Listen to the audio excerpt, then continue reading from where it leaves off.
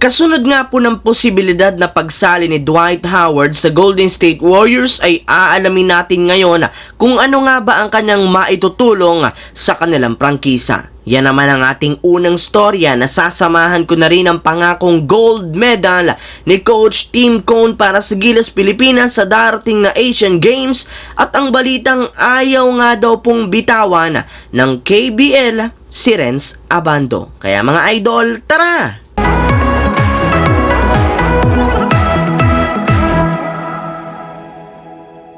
Ang videong ito mga idol ay hatid sa inyo ng Aurora Game, isang play-to-earn mobile app na kung saan pwede kang kumita habang nag-e-enjoy ka. Maraming mga games dito mga idol gaya ng Color Game na alam kong siguradong mananalo kayo. Dragon versus Tiger na simple lang pipili ka lang kung Dragon ba o Tiger ang mananalo. Meron ding Toss a Coin na alam kong alam nyo na at marami pang iba. Sobrang dali lang mag-register gamit lang ang iyong mobile number, hintayin ang verification code at gumawa ng password. Madali lang din mag-cash in at pag panalo, cash out agad gamit ang iyong GCash account. Kaya ano pang hinihintay nyo mga idol?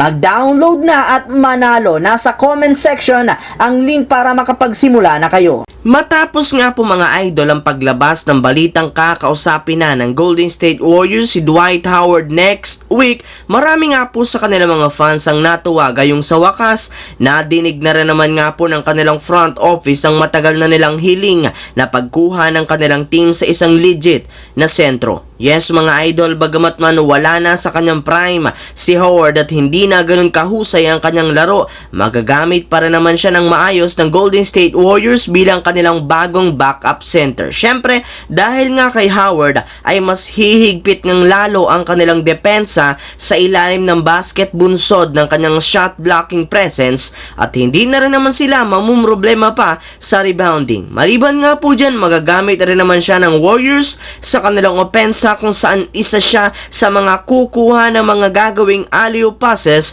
at pick and roll plays ni na Chris Paul o di kaya ni Stephen Curry. Mga idol, dito naman tayo sa ating sunod na pag-uusapan sa pangakong gold medal ni Coach Tim Cone para sa Gilas Pilipinas. Isang linggo na lamang ang natitira bago magsimula ang 2023 Asian Games. Todo ensayo na nga ang ginagawa ng mga bagong malalaro ng lineup ng Gilas Pilipinas. At sa naging huling interview nga po ng kanilang head coach na si Coach Tim Cone, aminado nga ito ang goal talaga ng ating national team para sa darating na Asian Games ay makakuha ng gintong medalya katulad na lamang ng ibang mga bansa. Pero as of now, hindi pa rin naman sila dito nakafocus gayong may ibang mga bagay nga silang pinagtutunan ng pansin katulad na lamang ng pagbuo ng chemistry ng bagong lineup ng Gilas at paggawa ng ilang mga bagong plays. Marami pa nga po siyang nakikitang butas sa kanilang koponan kaya kailangan nga itong ayusin sa lalong madaling panahon,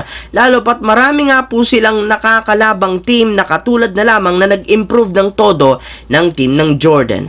Habang dumiretso naman tayo sa ating huling storya sa balitang ayaw nga daw pong bitawan ng KBL si Renz Abando. Sa pagpunta nga po mga idol ni Renz Abando sa kanyang pangalawang season sa KBL ay meron na lamang ang natitirang isang taon sa kanyang kontrata sa anyang KGC. Gayong alam naman nga po ninyo na 2-year deal lang naman ang pinirmahan nito. At sa papalapit nga po na pagtatapos ng kanyang kontrata ay may mga lumalabas na rumors nga po ngayon na maraming kupunan sa KBL sa iba't ibang liga na rin ang nagkaka-interes sa pagbibigay kay Renz Abando ng mas malaking kontrata, gayong nakita nga po nila ang husay nito sa nagdaang FIBA World Cup. And speaking of FIBA World Cup mga idol, dahil nga sa ipinakitang magandang laro dito ni Abando, madali nga po siyang sumikat sa bansang Japan. Sa katunayan, inilabas nga po ng top 10 blocks ng DAZN Japan nang nagdaang FIBA World Cup ay naging top 1 nga dito ang kanyang naging block sa big man ng Italy